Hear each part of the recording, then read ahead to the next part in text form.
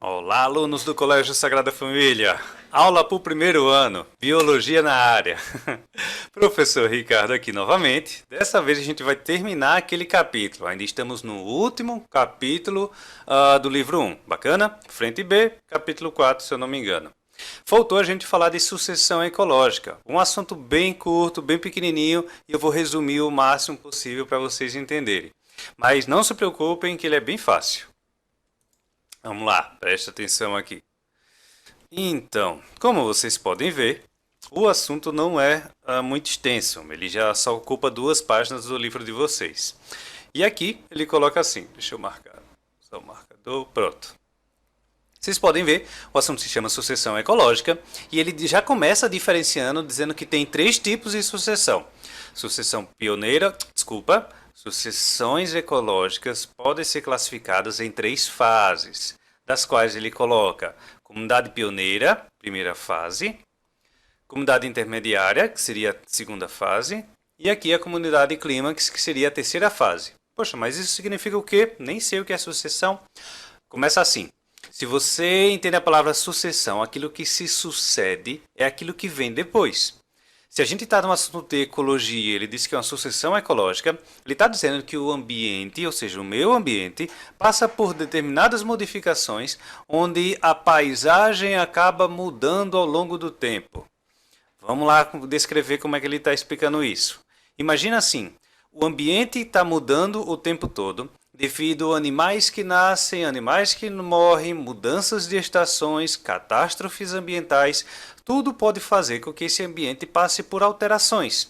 Um vulcão entra em erupção de uma determinada ilha, destrói completamente aquele ambiente vai passar por sucessões ecológicas. Sucessões seriam as etapas para ele voltar a ser o que era antes. Talvez nem sejam as mesmas plantas, talvez nem sejam os mesmos animais, mas ele passa por sucessões. Olha a primeira comunidade lá que vai ser formada. Então, ao acontecer alguma coisa no ambiente, não importa o que, uma, sei lá, queimada ou até um desmatamento, e naquela comunidade, os primeiros que aparecerem serão chamados de comunidade pioneira. Aí ele descreve assim: etapa inicial em que os fatores ambientais são bastante instáveis. As condições de sobrevivência são desfavoráveis. Não tem comida, não tem abrigo, as agressões de sol, chuva diretamente sobre os seres vivos dali é muito agressivo. Logo, a chance de sobrevivência é mínima. Daí, quem tende a ir para esses ambientes normalmente são pequenos seres vivos, aqueles que têm uma capacidade de produzir o próprio alimento. Entre eles, ele coloca aqui, ó, musgos, gramíneas e principalmente os líquens. Já que líquens é uma relação mutualística entre algas e protozoários. Desculpa, algas e fungos. Essas algas e fungos que estão vivendo juntos tendem a alga estar fazendo fotossíntese, o fungo está protegendo ela e os dois têm uma alta chance de sobrevivência se estiverem juntos. Logo, naquela comunidade, naquele ambiente que passou por algum desastre, isso serão os primeiros seres vivos que vão começar a adubar aquele solo para poder aparecer a comunidade intermediária. Nessa comunidade intermediária, aí ele descreve assim: nessa fase, o processo de sucessão é mais nítido, ou seja, sendo observado um progressivo aumento de biodiversidade. Já que você está com a quantidade maior de matéria orgânica lá, é altamente provável que arbustos comecem a aparecer, pequenos insetos já podem viver naquele ambiente, pequenos animais até, porque você já tem uma quantidade maior de matéria orgânica disponível. Até chegar no ápice, que seria a comunidade clímax. E o que é essa comunidade clímax? Final do processo de sucessão. Os seres vivos se mantêm no local, eles não ficam passando por lá ou migrando para outra região, eles se mantêm, eles chamam aquele local de casa agora. São sem as substituições de espécies que ocorrem anteriormente. O porte das árvores vai ser maior, as teias alimentares são mais complexas, que seria a relação entre as várias cadeias alimentares. Você tem fatores ambientais mais estáveis, porque a quantidade de matéria orgânica que é produzida ali é consumida ali mesmo, seja por aqueles seres vivos ou até pelas plantas daquele ambiente, desde a sua decomposição até o nascimento de novas espécies. Ele ainda continua. Ainda durante esse período, olha lá, ainda durante esse período, na comunidade clímax, vai depender das condições climáticas do local em que a sucessão ocorreu. Se for um bioma do tipo floresta tropical, tipo a nossa floresta amazônica, é provável que se encontrem seres vivos adaptados a elevado índice de pluviosidade e alta luminosidade. Você vai ter seres que sobrevivem a uma grande quantidade de chuva, chove direto na floresta amazônica, alta umidade, sem falar da luminosidade. Quanto mais luz, melhor, porque aí é mais plantas fazendo fotossíntese, é mais matéria orgânica sendo produzida. E aqui tem uma tabelinha onde vocês podem visualizar sobre os fatores ambientais que sofrem alterações durante essa sucessão ecológica. Primeiro de todos, biomassa. Ele diz que a biomassa aumenta a cada período, ou seja, com o tempo a biomassa vai aumentando. É óbvio, a quantidade de matéria orgânica, que é a biomassa.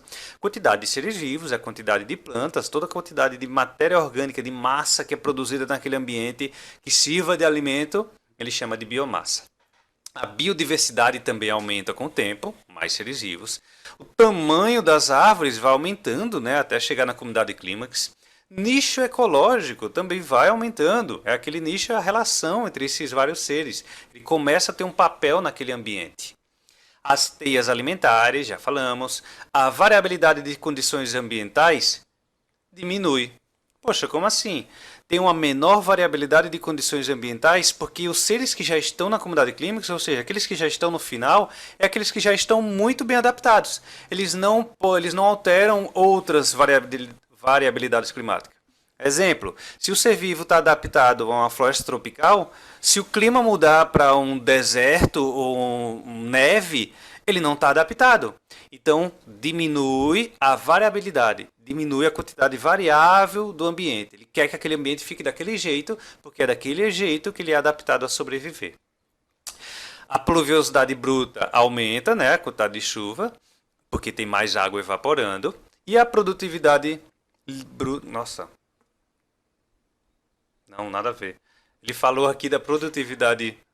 A produtividade bruta aumenta, porque ele tem relação com a quantidade de matéria orgânica que está sendo produzida. Tanto a que é produzida, quanto a que é consumida. Já a produtividade líquida diminui, porque tudo que é produzido é consumido no mesmo ambiente. Na bruta, não. Você seria o total que está sendo produzido, a massa total. Ela é produzida, produzida, produzida e acumulada. Na líquida, você produz, né, e você consome tudo isso que é produzido. Continua lá embaixo. Aqui ele está mostrando só 3 diferentes sucessões, né? Após um determinado ambiente que não tinha nada, começa a aparecer os líquens e musgos, depois uns pequenos arbustos, depois você tem, né, um matagal e arbustos mais fechados, matéria orgânica maior. Pode ver que até o solo muda. Antes era só pedra, aqui não, você tem areia, você tem terra, ela começa a adubar e se torna um solo com maior quantidade de matéria orgânica. Aqui ele começa a diferenciar tipos de sucessões. Porque, tipo assim, a gente tem diferentes mudanças que podem acontecer no ambiente. Sucessão primária é quando naquele ambiente nunca houve vida antes. É como se aquele ambiente nunca tivesse sido habitado. Por exemplo, uma rocha. Uma rocha nua, né? Uma pedra lá que nunca teve vida sobre ela. Vai aparecer musgos que vai enriquecer, vai formar areia com ela, que vai formar matéria orgânica, que vai formar plantas sobre elas. Dunas ou até lavas solidificadas. Um vulcão entrou em erupção, colocou lá um monte, né, não tinha vida antes sobre aquela rocha, colocou lava. Lava é uma grande quantidade é um tipo de rocha que pode sofrer sucessão primária, mudando o ambiente. Já na secundária, é um local que já tinha vida, deixou de ter, né, devido a algum acontecimento ambiental ou até a ação do homem, e depois voltou a ter vida, né, porque ela passou a passar pelas 3 fases lá de comunidade pioneira, intermediária, até chegar na clímax. Essa última daqui, a sazonal e a destrutiva, tem diferençazinhas. Exemplo, na sucessão sazonal, ocorre sem que catástrofes tenham ocorrido. Poxa, se a catástrofe não aconteceu, mas ocorreu mudanças cíclicas naquele ambiente. Como assim? Imagina que o ambiente passa por determinadas alterações de forma tão agressiva que muda completamente a paisagem do local. É o que acontece no extremo norte do nosso planeta. Lá na tundra, naquele ecossistema completamente frio, onde no verão derrete tudo, você tem gramíneas, você tem animais, e quando chega o inverno, que neva e cobre tudo, maioria dessas plantas morrem. Maioria dos seres vivos daquele ambiente morrem. Então você vai ter uma sucessão sazonal, ou seja, uma mudança completa na paisagem que é sazonal, ou seja, daqui a pouco ela volta a ser como era antes. Você tem certeza que aquele ambiente vai mudar. Já na destrutiva é que acontece, como ele coloca aqui como exemplo, em cadáveres, onde modificações do meio dependem basicamente dos fatores bióticos. Depende muito daquele ambiente, da temperatura do local. Você vai ter influência dos seres vivos que estão atuando ali, por isso que ele chama de fatores bióticos. Os fatores bióticos é aqueles fatores de quem está se alimentando daquele cadáver. Nessa comunidade, nessa sucessão, detalhe, ó, ela não chega em clímax. Ah, por quê? Porque se eu considerar aquele cadáver como um determinado local onde está acontecendo sucessões, nesse caso destrutiva, ele está dizendo que aqui dali, quando chega no clímax, não tem mais cadáver. Ou seja, ele foi completamente decomposto, foi para o solo, virou pó e, obviamente, a matéria orgânica foi absorvida pelo solo, que vai nutrir todos que estiverem naquele ambiente. Bacana? E aqui ele termina só mostrando mais três tipos de sucessões, né, que seriam ainda as mudanças finais que está acontecendo no ambiente. Depois daquele lá dos arbustos, ele diz que começa a formar árvores com madeira macia, depois árvores de grande porte, até chegar a árvores de grande porte e robustas, como sequoias que podem chegar a 60, 70, 80 metros aí de altura. Bacana? E é só isso mesmo. Esse capítulo termina por aqui. Termine o resto das atividades dele, que na nossa conferência a gente vai dar aquela palavra final. Tirar todas as dúvidas que ainda ficou desse capítulo, ok? Muito obrigado por ter assistido até aqui e tchau!